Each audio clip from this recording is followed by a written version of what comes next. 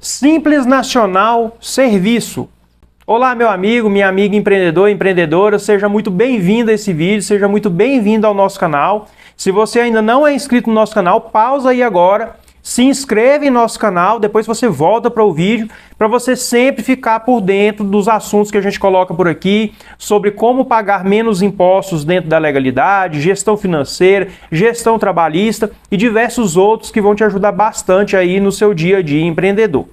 Muitos empreendedores de empresas de serviço ficam na dúvida se devem enquadrar no Simples Nacional ou no lucro presumido, e hoje eu vou te explicar o que é exatamente o Simples Nacional para empresas de serviço. O Simples Nacional, ele é um regime tributário. O que é regime tributário? É um tipo tributário, um tipo de apuração e pagamento de impostos. A empresa que escolhe pagar imposto pelo Simples Nacional vai apurar o imposto pelo Simples Nacional, vai pagar o Simples Nacional e vai entregar as declarações obrigatórias para as empresas do Simples Nacional. Enquanto que se escolher um outro tipo de regime, vai adotar todas as variáveis daquele outro tipo de regime. No Simples Nacional, os percentuais de imposto a ser aplicados sobre o faturamento da empresa, eles são definidos por meio de algumas tabelas conforme as atividades da empresa. Então, nós temos a tabela 1, que são os percentuais para quem vende mercadoria, para comércio. A tabela 2, que é para quem produz produto, para quem industrializa. E a tabela do anexo 3, 4 e 5, que é para quem presta serviço.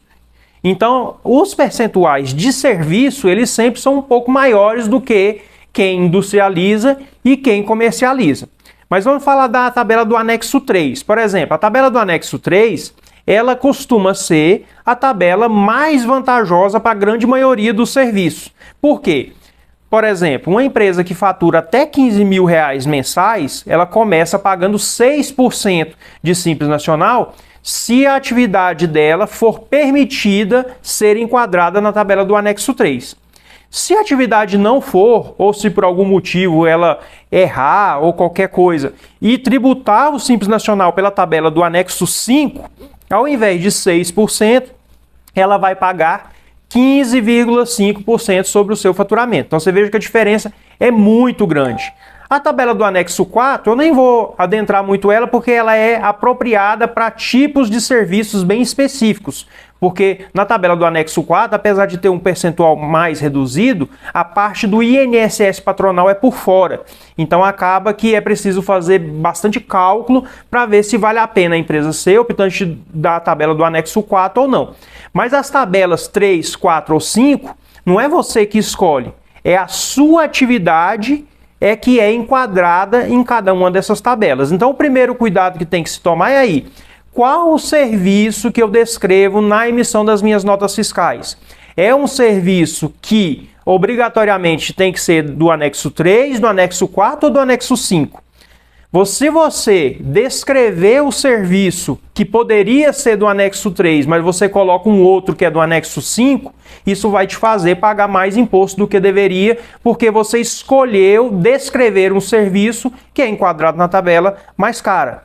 Quando eu digo descrever um serviço, não é que você vai mudar o serviço, mas às vezes o mesmo serviço pode ter dois nomes diferentes. Eu posso chamar o mesmo serviço, descrevê-lo de forma diferente, ou de repente segregar o serviço em etapas diferentes, de maneira que uma etapa seja um serviço X e a última etapa seja um serviço Y. E aí o serviço X é enquadrado na tabela mais barata e o serviço Y é enquadrado na tabela mais cara. Melhor do que eu enquadrar integralmente na tabela mais cara. Então é preciso você conhecer e saber que existe essas coisas. Não é que eu queira que você entenda de tributação, saiba esses percentuais, nem nada disso. Mas você, empreendedor, precisa saber que isso existe, para você gerenciar isso e conversar de igual para igual com o seu contador e perguntar, olha, eu faço o serviço assim, assim, assado. Qual é a descrição que eu devo colocar na nota fiscal para identificar esse serviço, mas de forma que, tributariamente falando, ele possa ser enquadrado na tabela mais econômica? É possível fazer isso? Aí a contabilidade vai verificar se tem como te ajudar e, sem infringir a lei, sem fazer nada ilegal, se é possível que descrever um nome para o serviço que seja um nome que a tabela seja a mais econômica. Outra questão também é que existem alguns serviços que ficam oscilando entre uma e outra tabela. Por exemplo, tem serviços de profissões regulamentadas que eles podem ser tanto anexo 5 quanto anexo 3, dependendo do total da folha de pagamento da empresa. Se a empresa tem uma folha de pagamento maior do que 28% do faturamento, significa que ela gera muito emprego, então ela pode pagar menos imposto e vai para a tabela menor. Se ela tem uma folha de pagamento menor do que 28% do faturamento, ela gera pouco emprego, teoricamente, e vai para pagar mais imposto na tabela maior.